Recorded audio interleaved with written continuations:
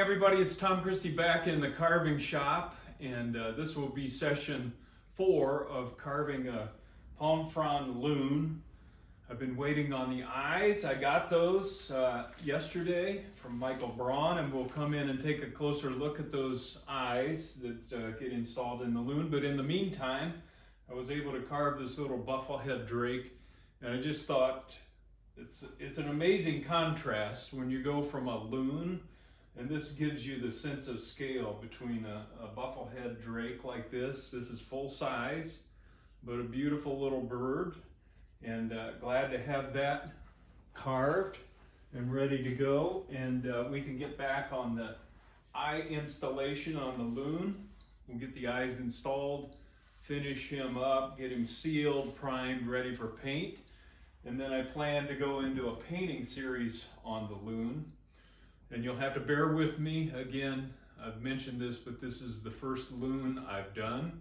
So it may not be perfect. It may not be the way that you want to paint your loon. But I'm going to spend some time studying feather patterns, and we'll talk about those as we lay those out on the palm frond body. So welcome back. If you're enjoying my channel and getting value out of it, please hit the subscribe button. It doesn't cost anything. This channel's free resource to wildfowl and decoy carvers. Just a little closer view on that buffalo head drake. Just a quick shot of the Brawn loon eyes. And they really look nice. These are 14 millimeter. And they're gonna look really nice in this loon. So I'm gonna get those installed next. All right, I've got my 2-part Epoxy Sculpt, the eyes, a few tools for shaping, a little bit of water, and I've got this kneaded so the 2 parts are well mixed together. I'm going to wet the eye opening to promote bonding. This is a water-based putty, and that's important for Michael Brawn's eyes. He's got right on his website, you don't want to use acetone with these eyes because it can attack the eyes and separate the backing from the glass. So we're going with Epoxy Sculpt. That's a big eye, so I really got to put a lot of pressure on to push that in place. And now I begin to work some epoxy around the eye.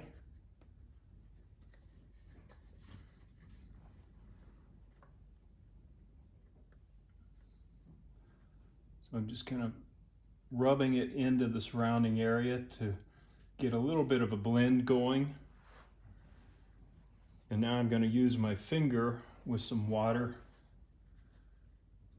and start smoothing things out.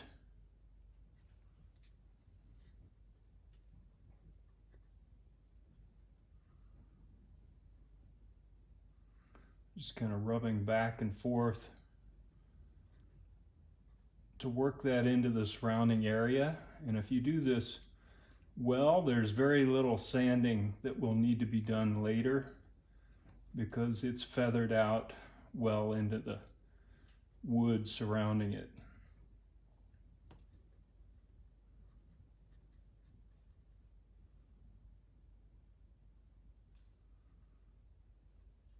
You really want to work these edges because even a minor lump you can sand off, but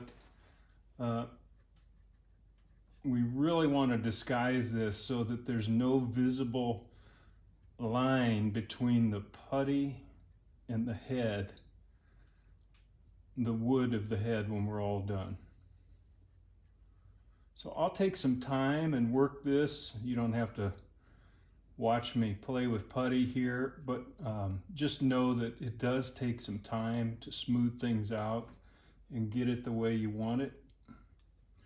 But the beautiful thing about the Epoxy Sculpt is there's working time. It's not going to set for quite a while, so you've got time to work it back and forth. I'll probably smooth that out a little bit more, but in the interest of time and demonstration, I've got a hard kind of brush that's formed into a point. There are clay sculpting tools that kind of do this same type of thing, but I'm basically using what I've got, and it works fine. And I'm moving that material around just like I would clay to shape it and form it and kind of open the eye up and then smooth it back out.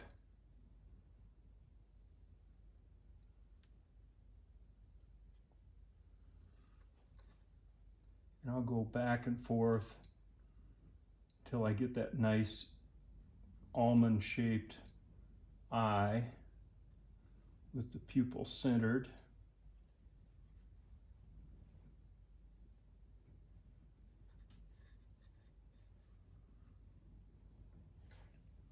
And then you can come back with a clean water on a brush and kind of clean up and take a look at how things are shaping up. So I'll keep working that. It looks like I need to open the back of the eye a little bit more so that I'm looking at the center of the pupil in the eye, and I'm going to put a little bit of a shadow there cast behind the eye to give it some character. So I'll keep working that until we're done, and then you can take a look at the finished product. All right, I've got those set in and smoothed out, and just doing a quick reference dimension from the front of the eye to the tip of the bill to make sure after the eye set that we're where we want to be, and that looks good.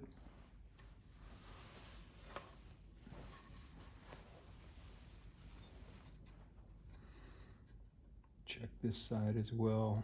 That looks right on. So I'm going to let those set overnight, and then we'll do a little bit of smoothing and carving around the eye to finish things up on the head. Okay, I've got the eyes set, and the Epoxy Sculpt has cured, and now I'm going in with just a little bit of 220 sandpaper and protecting the eye with the thumb so I don't get a random scratch.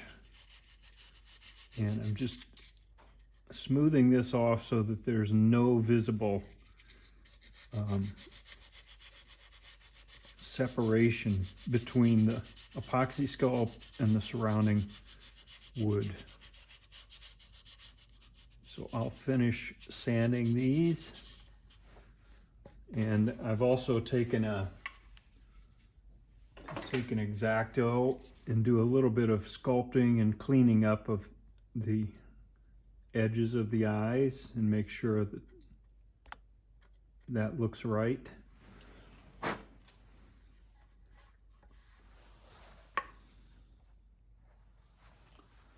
Now I'm just going to seal the head with a few coats of Deft wood finish.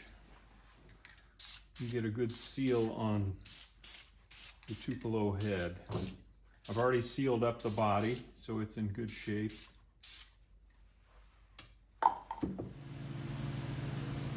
I've got the keel masked off because I want that natural wood finish on the keel, and now I'm just going to prime the decoy overall.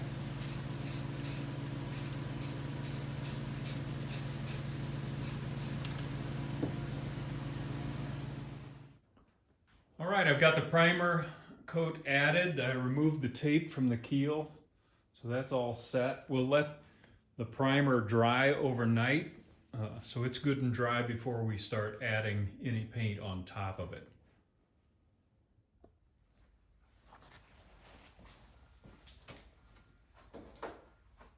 All right, a little shorter video today to complete the carving series of the Frond Common Loon.